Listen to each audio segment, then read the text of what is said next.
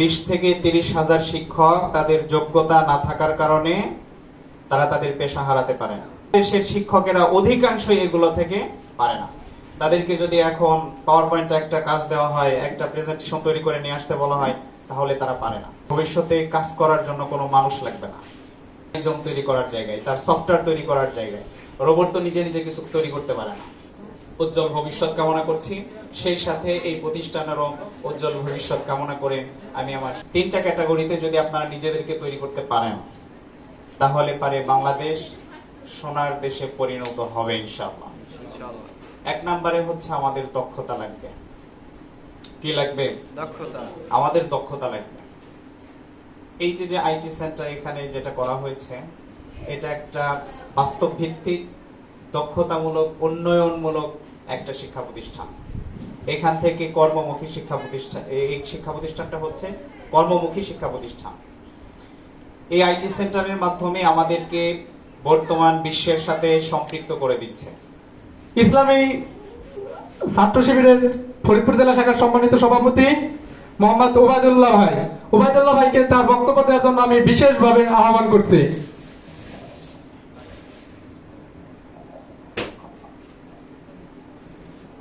আলহামদুলিল্লাহ ওয়াসসালাতু ওয়াসসালামু আলা রাসূলিল্লাহ, আম্মা বা'দ।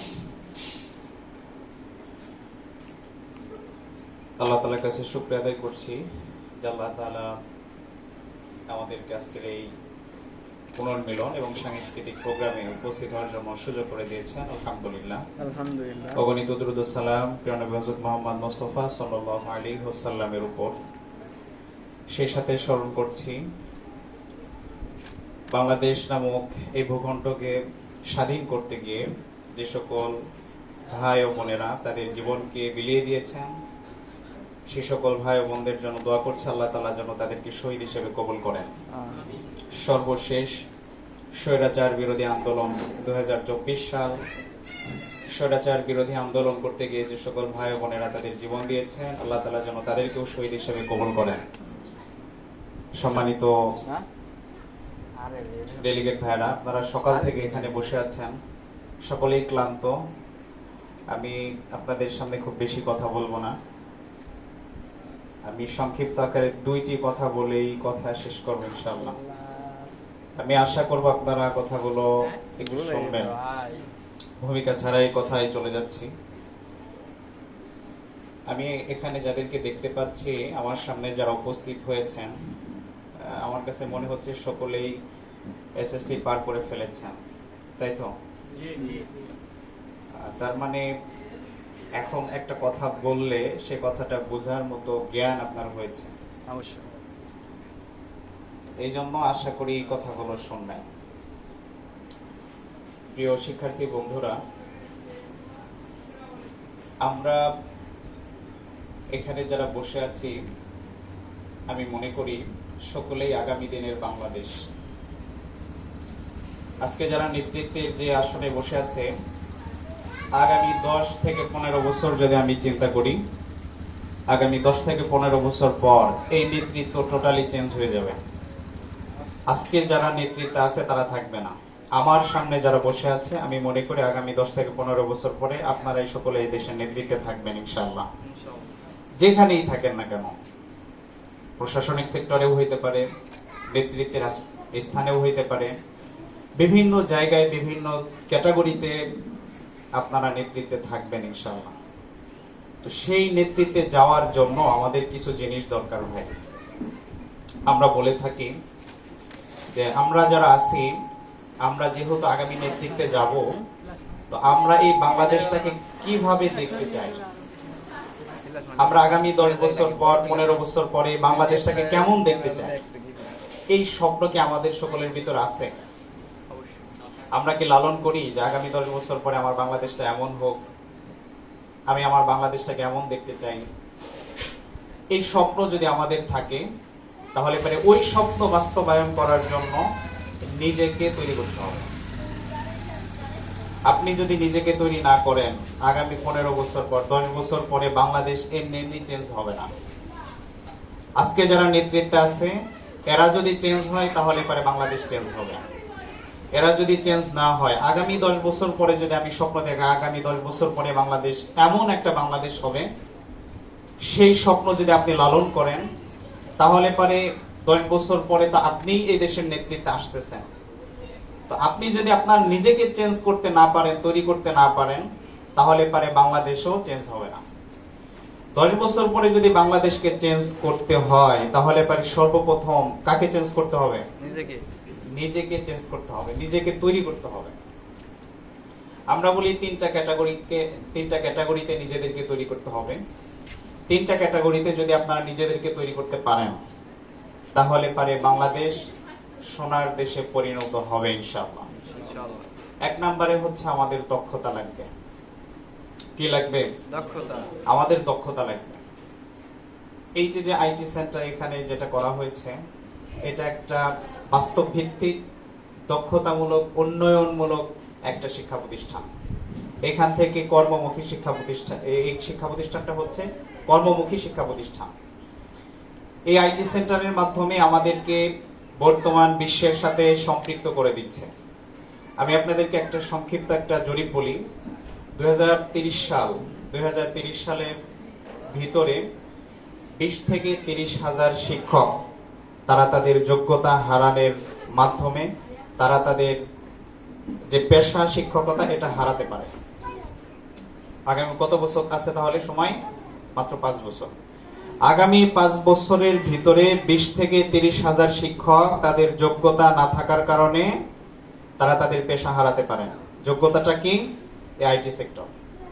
আমার দেশের অধিকাংশ শিক্ষক এখনো পর্যন্ত আইটির ব্যাপারে একেবারে অদক্ষ।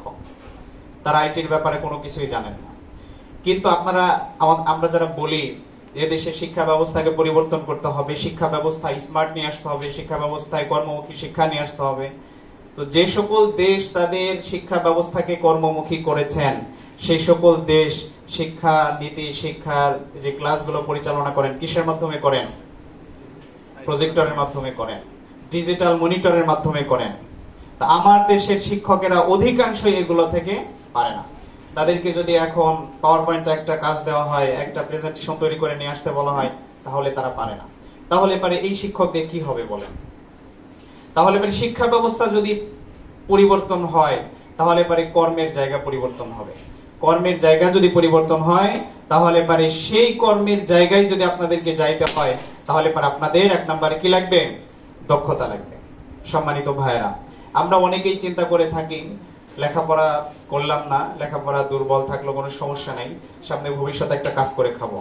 কিন্তু বিশ্বাস করেন, ভবিষ্যতে কাজ করার জন্য কোনো মানুষ লাগবে না।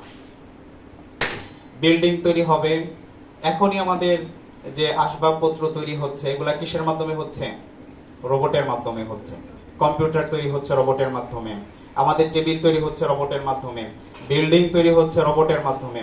সমস্ত কাজগুলো মানুষের যত শারীরিক যত পরিশ্রম লাগে, সমস্ত কাজ হবে আগামীতে রোবটের মাধ্যমে। তাহলে পারে মানুষ তার কর্মক্ষেত্র কোথায় পাবে?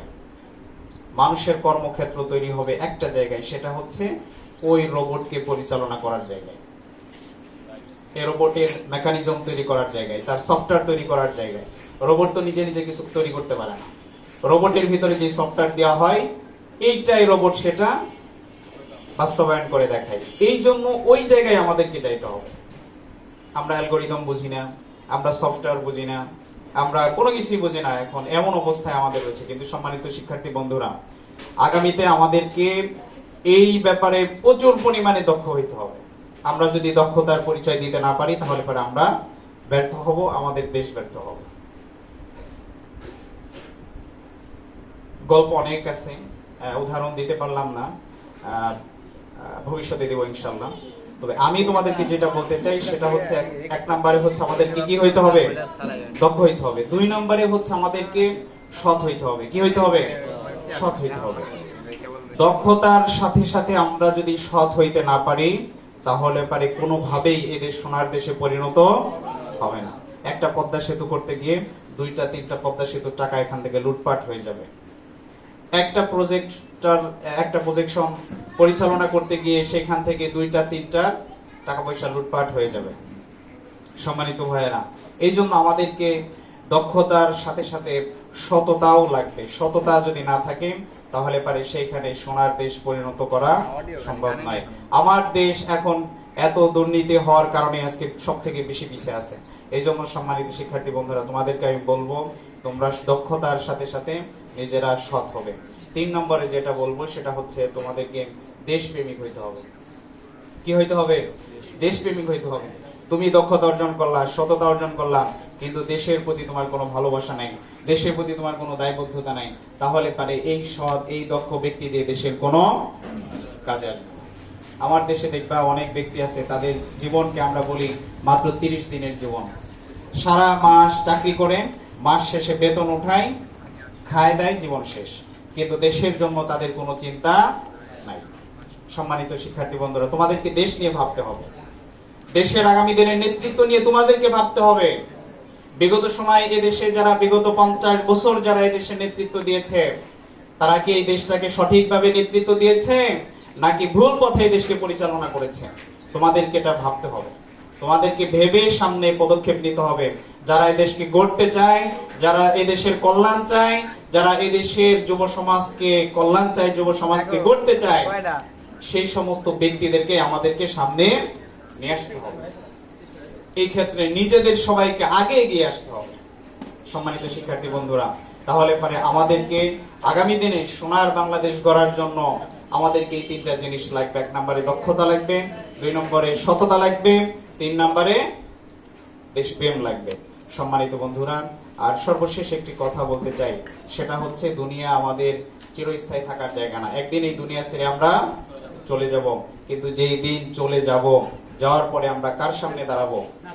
আল্লাহ তাআলার সামনে দাঁড়াবো। আল্লাহ তাআলার সামনে দাঁড়িয়ে আমার এই জীবনের সকল কৃতকর্মের হিসাব আল্লাহ তাআলার কাছে দিতে হবে। সেই দিনের কথা স্মরণ করে আমাদের জীবনকে পরিচালনা করতে হবে। আল্লাহ তাআলা বলতেছেন, ওয়া আম্মা মান খাফা মাকামা রাব্বিহি ওয়া নাহান নাফসা আনিল হাওয়া ফাইন্নাল জান্নাতা হিয়াল মাওয়া। যারা আল্লাহর সামনে দাঁড়ানোকে ভয় করে চলে এবং নিজেদের নফসকে নিয়ন্ত্রণ করে, আল্লাহ তাআলা তাদের জন্য ঠিকানা রেখেছেন জান্নাত।